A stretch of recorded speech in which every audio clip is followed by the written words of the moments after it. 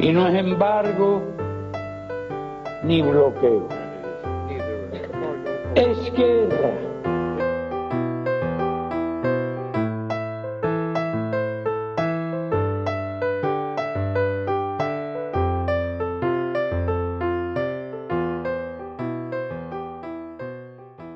We will end an outdated approach that for decades has failed to advance our interests, and instead, we will begin to normalize relations between our two countries.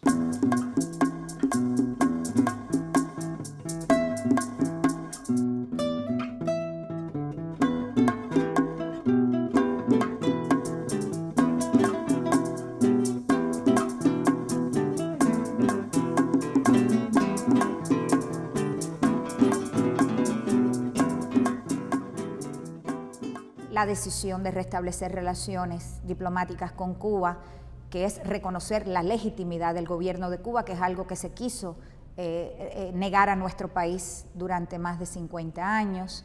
Resultado de un diálogo al más alto nivel que incluyó una conversación telefónica que sostuve ayer con el presidente Barack Obama, se ha podido avanzar en la solución de algunos temas de interés para ambas naciones. After all, these 50 years have shown that isolation has not worked. It's time for a new approach. Reconocer abierta y públicamente que la política de Estados Unidos hacia Cuba había fracasado, había terminado aislando a Estados Unidos cuando el propósito original era aislar a Cuba.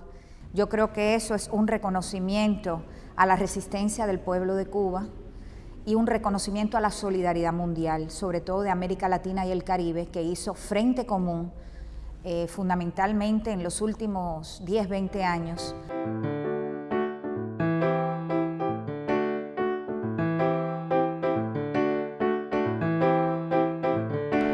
Lo que es una discriminación contra la nación y contra todos los ciudadanos cubanos. Es una cosa totalmente injusta. El establecimiento de las relaciones diplomáticas es el inicio de un proceso hacia la normalización de las relaciones bilaterales. Pero esta no será posible mientras exista el bloqueo. No se devuelva el territorio ilegalmente ocupado por la base naval de Guantánamo. El bloqueo económico, comercial y financiero que provoca enormes daños humanos y económicos y es una violación del derecho internacional debe cesar. El bloqueo a Cuba no ha terminado. El fin será el día que el Congreso de Estados Unidos proclame definitivamente que se ha finalizado, se ha concluido esta política. Hay un intento de presentar lo que está sucediendo a partir del 17 de diciembre como una normalización de relaciones entre los Estados Unidos y Cuba. Esa es una tendencia que se está viendo, tendencia equivocada.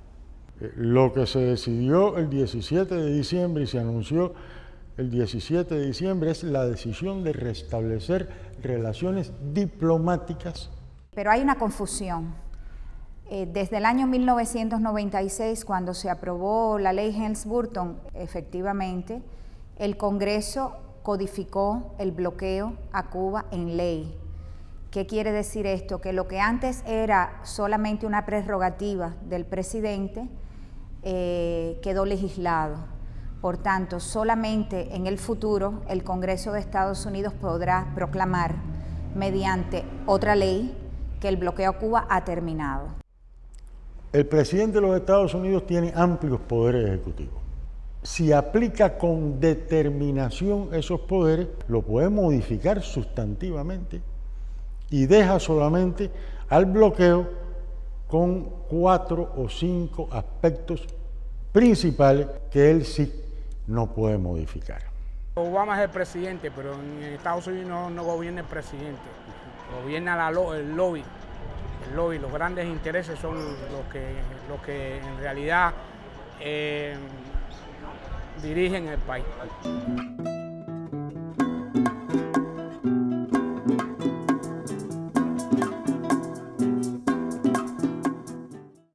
No hay un cambio en los objetivos de la política de Estados Unidos hacia Cuba, que sigue siendo el tratar de promover cambios en el gobierno de nuestro país. De lo que se trata es un cambio en las tácticas, en las vías para lograr esto. En el pensamiento geopolítico de los Estados Unidos, siempre Cuba ha estado como una, digamos, pieza en su ajedrez geopolítico, como una pieza deseada, como una pieza que está destinada a pertenecer al juego del más poderoso. Desde el mismo triunfo de la Revolución Cubana se produjo una hostilidad por parte del gobierno de los Estados Unidos. Hostilidad básicamente porque el ejemplo de la Revolución Cubana desde los mismos inicios era insostenible para los Estados Unidos en un territorio como la América Latina y el Caribe que consideraba suyo. Desde el año 59 le dolió más a la mentalidad imperial, nuestra soberanía, nuestra decisión absolutamente irreversible de forjarnos como pueblo un destino diferente, un destino socialista además. Y esa política de hostilidad, muy pronto, después del triunfo de la Revolución, se transformó en una serie de actos de política exterior que empezaron a configurar lo que muy poco después sería el bloqueo cubano. Y eso se ve muy claro en un memorándum que el subsecretario de Estado entonces, en 1960, Lester D. Mallory, le preparó al que era el secretario de Estado, Roy Rubottom, donde decía: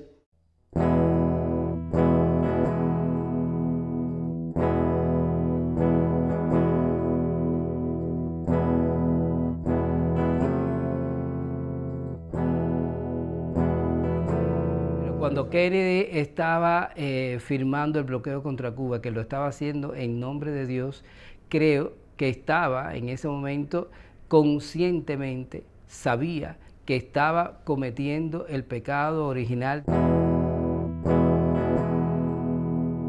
La Convención contra el Delito de Genocidio de 1948 deja claro que genocidio es el intento de destruir a un grupo. ¿Y qué cosa es lo que ha hecho el bloqueo? Tratar de destruir un grupo, los 11 millones de cubanos. El bloqueo ha sido un acto criminal, genocida, horrible, diabólico, implantado por el gobierno de Estados Unidos contra el pueblo cubano. Ha tratado de matarnos por hambre, por necesidades, por todo. Yo creo que una de las grandes heroicidades, no solo de nuestra región, yo creo que a nivel mundial en muchos años, fue esa resistencia del pueblo cubano ante lo que el compañero Fidel le llamó en un momento dado el doble bloqueo y los intentos de destruir a la Revolución Cubana, habiéndose destruido el socialismo en Europa Oriental, habiéndose destruido a la Unión Soviética. El bloqueo es una guerra económica contra Cuba. Guerra económica. Es la persecución tenaz, constante de toda gestión económica de Cuba en cualquier parte del mundo. Estados Unidos trabaja activamente a través de sus canales diplomáticos, a través de sus embajadas, para presionar a cualquier país que quiera comerciar con Cuba, para presionar a cualquier empresa que desee comerciar o invertir en Cuba.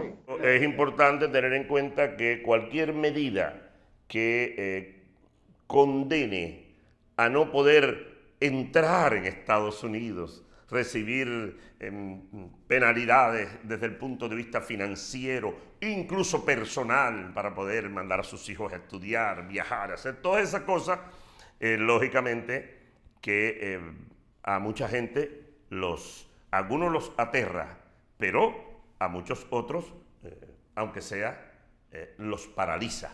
Y mucha gente dice, me voy a invertir a otro lado, voy a invertir en los propios Estados Unidos para no correr el riesgo de caer en alguna de las tantas cláusulas que tiene la Helms-Burton. Los daños acumulados del bloqueo hasta el mes de julio del 2014 ascendían a $1.112.000.000.000 de dólares. Cuando digo billón, estoy hablando de 1 billón en español. 1 billón en español es 1 millón de millones. Es que ese imperio da tanto miedo que nadie quiere comerciar con nosotros y entonces nos obstruye cualquier paso en todos los sentidos.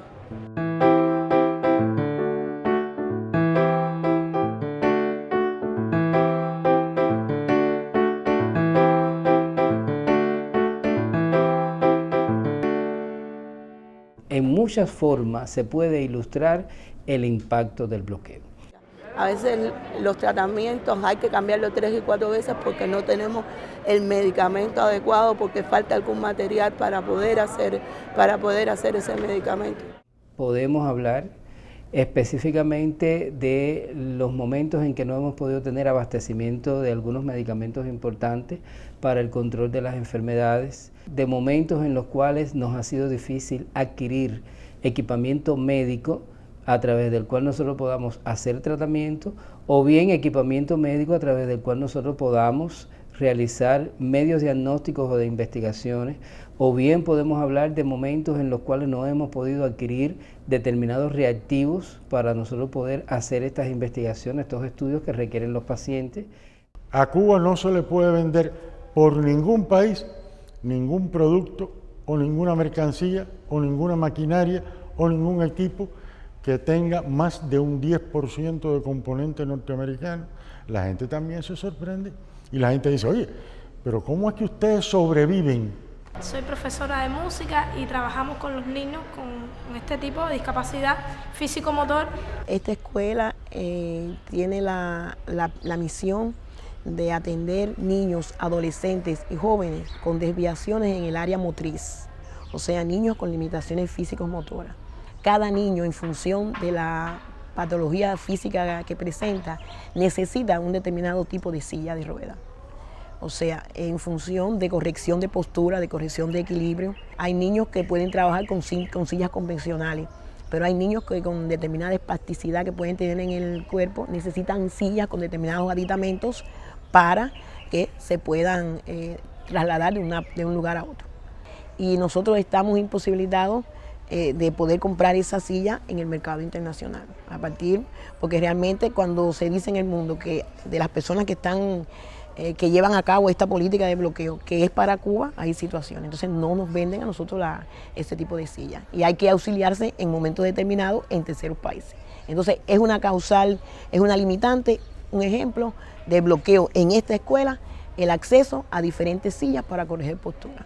Necesitamos, por ejemplo, materiales específicos, por ejemplo, un lápiz con más grosor, determinados materiales con siluetas donde a partir de la torpeza motora que tenga el estudiante pueda trabajar mejor en función de mejorar el tema de calidad en el aprendizaje.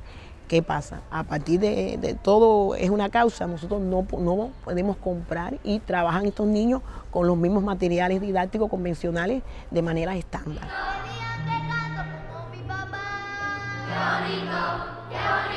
Y al final la escuela cumple su misión, que es la atención integral a estos niños jóvenes, adolescentes y jóvenes, niños, adolescentes y jóvenes, con la función fundamental de prepararlos para la vida adulta e independiente y que sean útiles a nuestra sociedad.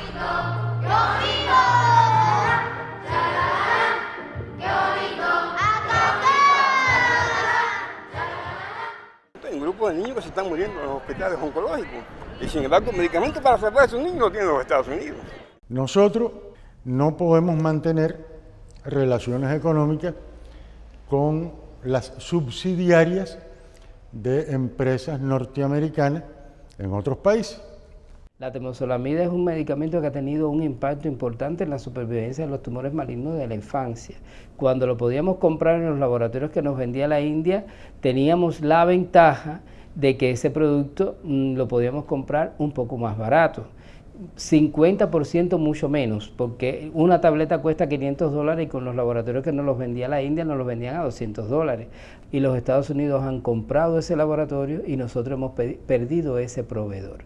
Eso se nos ha repetido a lo largo de los años en múltiples ocasiones. ¿Cuántos diabéticos están esperando por el Everprot P que tiene Cuba ya hace años y que podría solucionar y evitar amputaciones de diabéticos que están esperando en Estados Unidos? La imposibilidad que tenemos para comercializar los productos nuestros cubanos que ya tienen un impacto importante en el tratamiento del control del cáncer y que no son comercializados en los Estados Unidos. Eso es totalmente injusto, eso es cruel. Eso no es una política humana, eso no son seres humanos.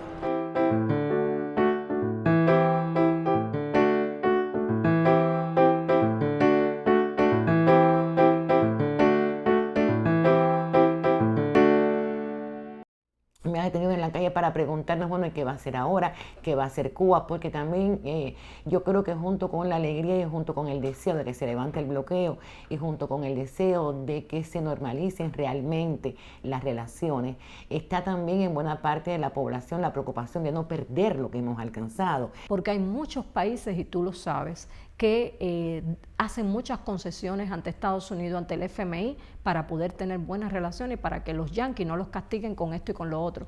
Y por tanto, que la comida que come su pueblo depende de los préstamos que le da el FMI, y para estar bien con el FMI hay que estar bien con los amos. Cuba ha dejado muy claro, tanto en sus conversaciones con Estados Unidos como en declaraciones públicas, que ningún aspecto concerniente al ordenamiento interno cubano es negociable, ni con Estados Unidos ni con ningún otro país. Pero no se debe pretender que para ello Cuba tenga que renunciar a sus ideales de independencia y justicia social, ni claudicar en uno solo de nuestros principios, ni ceder un milímetro en la defensa de la soberanía nacional. Por eso para nosotros es inaceptable la cuestión de cese el bloqueo a cambio de concesiones políticas, concesiones que corresponden a la soberanía de nuestro país.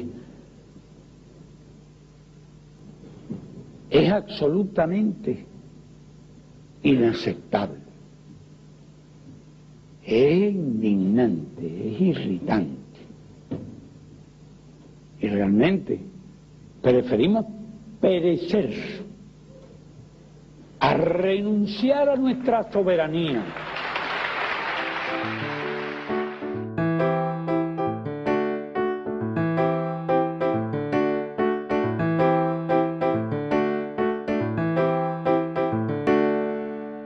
Una de las claves del éxito de la Revolución Cubana desde su inicio fue la unidad del pueblo cubano. Y uno de los objetivos durante todos estos años de las sucesivas administraciones norteamericanas ha sido quebrar esa unidad. Nosotros hemos demostrado en 56 años que hemos estado preparados para resistir políticas sumamente agresivas, invasiones, planes de atentados, sabotajes, introducción de epidemias, bloqueo económico. Yo creo que después de esto Cuba ha dado prueba de su preparación, del alto nivel de cultura política que hay en el país, de la madurez de nuestra población, de la fortaleza de la cultura cubana, del patriotismo y del nacionalismo cubano. La entrega, la dedicación, el sacrificio, son los patrones que verdaderamente sigue hoy el científico cubano, pero sobre todo con mucha conciencia revolucionaria, que es la única forma en que nosotros lo hemos podido hacer a lo largo de los años. Yo creo que la joven dirigencia cubana que está destinada a sustituir a la generación histórica tiene esa enorme responsabilidad. Es una vanguardia que se ha venido formando en el trabajo directo con el pueblo, no son fruto de un laboratorio, no son criaturas, digamos, elaboradas por manipulación genética, son gente que ha nacido del pueblo y que se ha formado en esa batalla cotidiana contra las dificultades, buscando fórmulas para realmente salir adelante en medio de la crisis, en medio de las condiciones más difíciles. Ese día de la locución del general de ejército es un día muy importante en la vida de los revolucionarios cubanos porque es un día de nuestro triunfo. Es el día en que este pequeño país, el pequeño David, frente a Goliat, el tirapiedra, le dio en el centro del ojo, porque tuvieron que reconocer que tanta maquinaria, tanta plata puesta, tantos mercenarios comprados, tanta prensa pagada por ellos no pudieron con nosotros, con este país que ha vivido en apagones, que ha vivido prácticamente sin nada, pero que hemos vivido, hemos sobrevivido y hemos vencido. Las bases de nuestro pueblo son tan firmes que yo pienso que 1000 bloqueos que quiten no van a remover las raíces de este pueblo y la fortaleza de este pueblo y las convicciones de este pueblo. Y estos locos andan pretendiendo que todo el mundo haga exactamente igualito que ellos. Y lo de ellos no nos gusta.